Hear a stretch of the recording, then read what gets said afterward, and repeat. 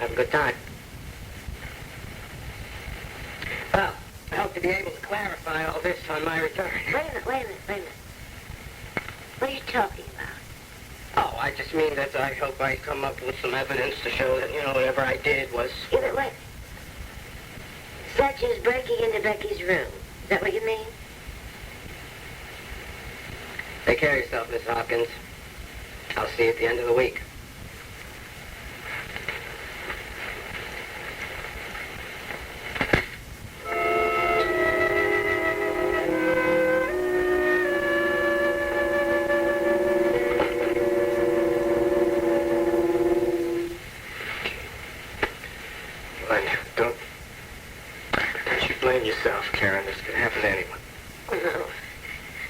If I hadn't run out of the clinic the way that I did.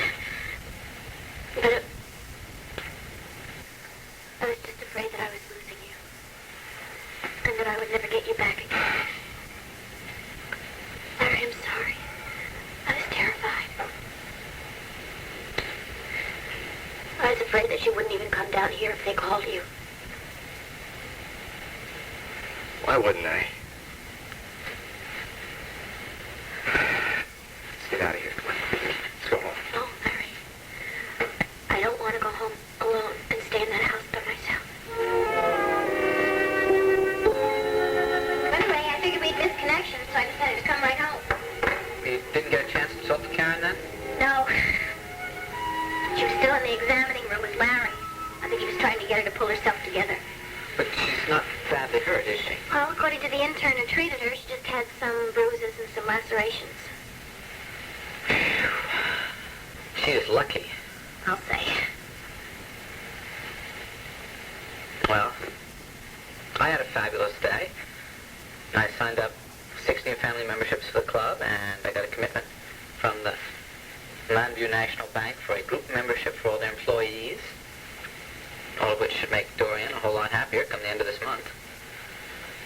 How about you? How was your day, aside from poor Karen? It's fine. Brad, why didn't you keep your appointment with Father Campion? That's why you're upset. You called to check up on me? I wasn't checking up on you. I called to tell you that I'd be in the emergency room when you picked me up, which is another thing you forgot to do. And now, wait a second. I didn't forget about you. I didn't forget about Father Campion. Just by the time I got the car fixed, I knew you'd be home. There was no point in going on. The car? What's wrong with the car? I was driving to St. Barnabas, and I suddenly felt the rear end of the car shimmying. So I stopped and checked it, and apparently when I had the new snow tires put on last month, the guy didn't tighten the lug nuts on the wheel properly, and the left rear wheel was wobbly. So I just held my breath and sort of crawled into a nearby gas station. They couldn't just drop everything and fix my car immediately. By the time they got around to it, I knew it was too late. Father Campion told me how tight his schedule was. But I'll make a new appointment in the morning. You promise? Yes. Except what? I don't understand why you want me to convert to Catholicism so quickly. I mean, I've got all the rest of my life to do it. Brad, what about when we have children? You want both parents to be Catholic? Yes. And that could happen any day now, since you refuse to take any precautions.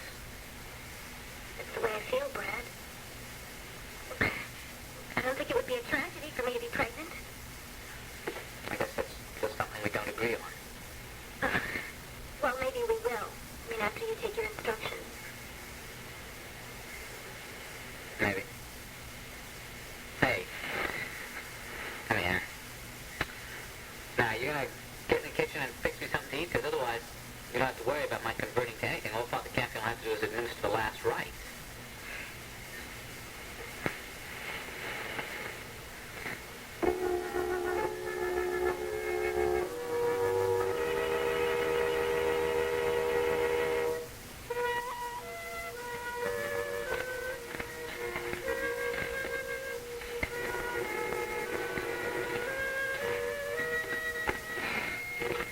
Everything's all set. Step in. What room's she in, Larry? 316 West. Hey, Larry, wait a minute. I thought she was ready to go home before. Well, she didn't want to go home alone. I talked with Lerner, and he said it thought it'd be best if he kept her here overnight, sedated her so she could sleep. Well, Larry, why didn't you go home with her? Because we chose not to do it that way, Vinnie, all right? Larry, she told you what happened, right? She sure did. Yeah, well, I guess I won't put her through all that again tonight. I'll wait till in the morning and talk to her, huh? Well, that's what I wanted to talk to you about, Ed. I'd rather you didn't talk to her. At all, you mean? That's right.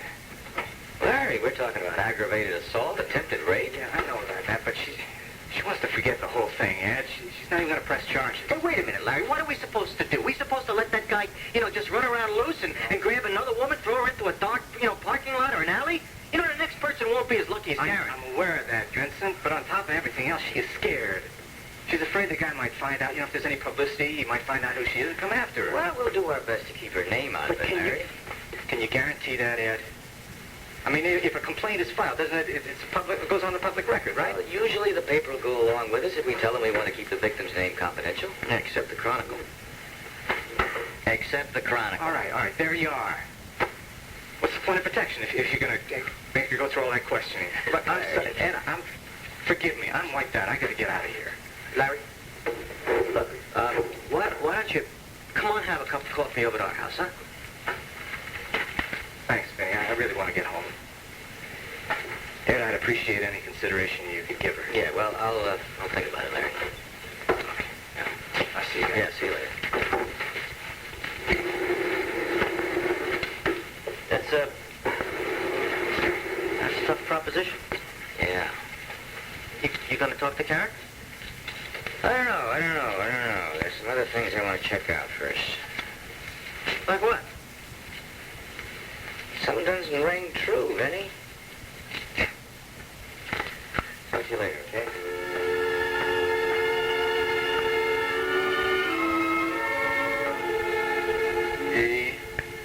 A-R-A-I-N. Total of 24 for me. Hey, you're almost up to where I am. It's only one problem, though. You just gave me the game. How? Because I was waiting for an A. You just gave me one. Gack. Who ever heard of Gack? You never heard of Gak? That's what Pogo used to say whenever anything terrible happened to him. He either said G-A-K or E-R-K. Pogo. You used to read Pogo? Yeah. Sure do miss him, don't you? What was your favorite character? I don't know. Mademoiselle Hepzibah. Or, P.T. Bridgeport. Son of a gun. What's the matter? I never figured you for Pogo. Oh, you mean that only educated people from Princeton and places like that are supposed to read it? No. Oh, yeah, that's what you meant. Richard, you're a snob. Yeah. You're right. You're absolutely right. I'm a snob. You gotta help me. How? Well, you gotta help me stamp out demon snobbery. Just by sort of staying around me all the time. Making sure whenever I get too superior... I was just about to tell you. I know it's after 10 o'clock. I think it's time to lower the old drawbridge. Oh, Becky, is there anything I can say to make you stay? Not tonight. All right, I'm not gonna push you. I know you want me to push her, but... I'm so lonely around here without you. Richard, you've been in this apartment all by yourself right along. All right, it's been lonely. My whole life has been lonely. Up until now.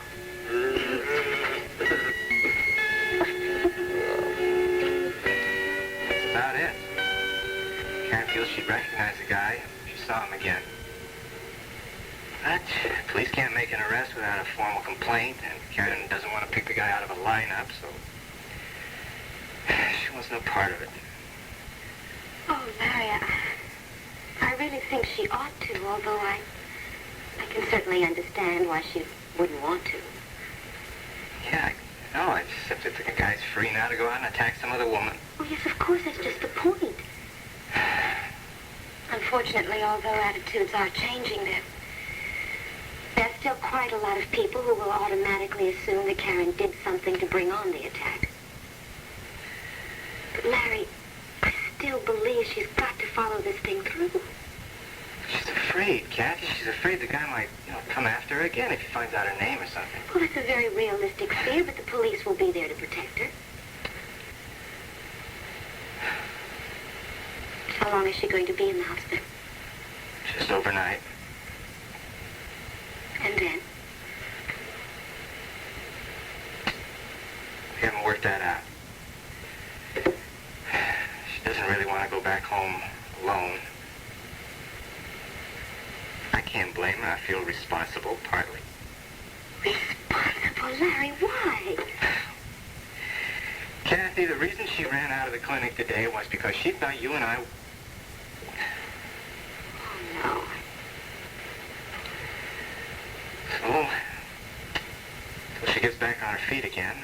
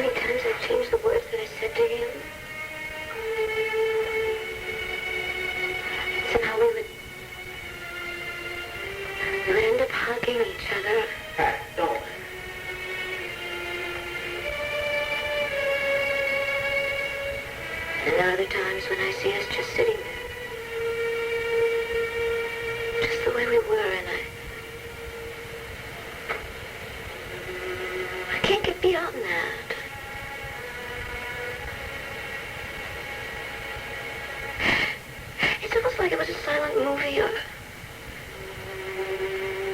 No. No, it's more like a photograph, you know?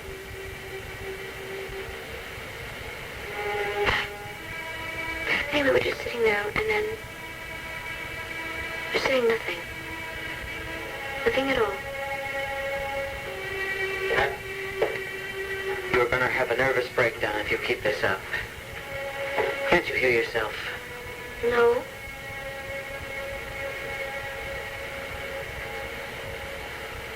All I hear is Brian yelling at me. Telling me that he hates me and that he doesn't want me to be his mother anymore. But I'm not. My son is dead and I killed him. Pat, maybe, Will Vernon can help.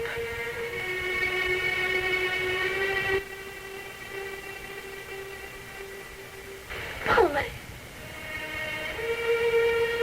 grieving and my guilt aren't abnormal. I know that. But I am worried about you. I'm all right. Really. I'm all right. Just that, sometimes it gets to me, you know? Maybe it was the letter writing or something. All right, that's my point. Now, why don't you just knock it off and get some sleep? No.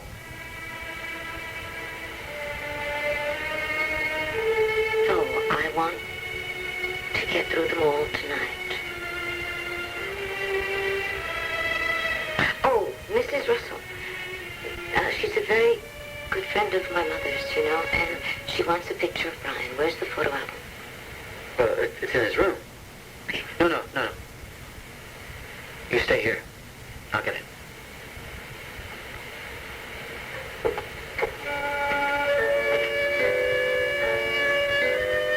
that crack supposed to mean?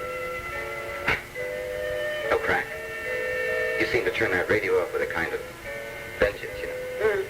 Well, I guess I'm just a little depressed, and I didn't want to hear anything else that was depressing going on around town. Well, why are you here? Larry asked me to stop by to see you. Why'd you do that? Concerned about you. I thought maybe I could do something to help you. Well, maybe if you could, heal my bruises, or put my face back to normal, I certainly would appreciate it. But other than that, I can't think of anything. Do you want to talk about what happened? No, I do not want to talk about what happened. I made the mistake of being in the wrong place at the wrong time, so now I'm paying for it. Look, you were very lucky, Karen. Lucky? Look at my face. Well, it is a very rough neighborhood over there. I went to the movies. Is that a sin? Karen, why are you so upset? I am not upset. I am a little bit, but I do not want your criticism. I'm not criticizing you. Oh, no, you shrinks never make any critical statements. You're always aloof and objective. But Karen, have I said or done something that makes you want to lash out at me? Yes, I resent you being here and snooping around. Is that what you think I'm doing? Yes, I do.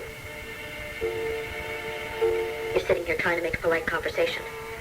But I know what you're really trying to do is hook up what happened to me tonight with what we talked about in that quote-unquote session last week. Well, I'll save you the trouble. It doesn't hook up.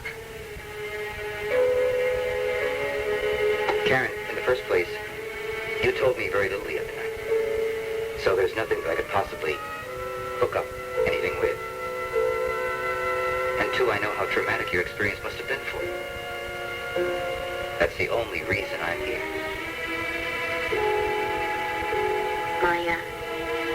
My nerves are still a little on edge. I'm sorry I jumped at you. It's okay. Do you want to talk about it?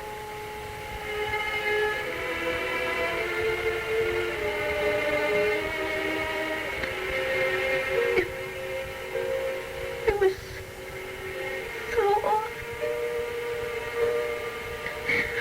It was the most frightening thing that ever happened to me.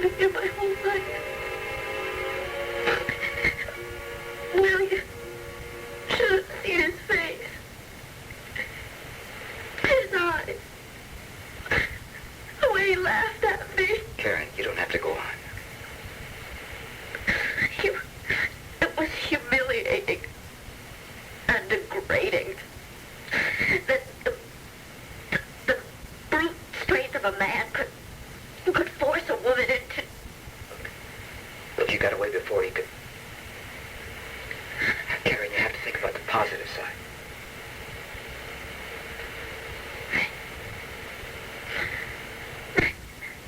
Well, now that Hal and Reilly and I are going to be getting back together, and I guess it's one of those terrible experiences that brings people closer together. Yeah. Yeah, that's good. Of course, you still have to deal with the problems that separated you to begin with, but look, it's a start. I know we have problems. Look, Will, I really don't feel like talking anymore. Thanks for stopping by. I'm gonna go to sleep now. Sure.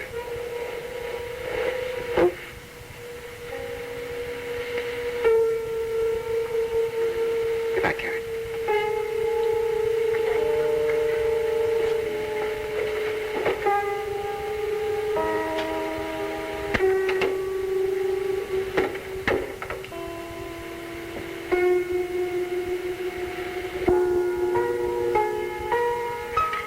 I know you're not feeling very optimistic right now, but maybe it can work out. Maybe you and Karen can be happy again. Barry, please don't be so sad. It's difficult not to. Looking at you. Maybe I should go home. No, please, Cathy. I'd like you to stay, please.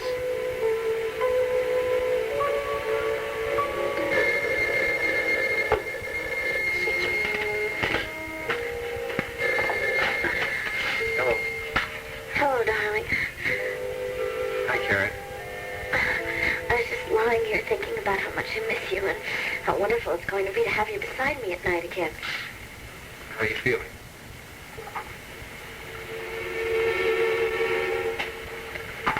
Wait.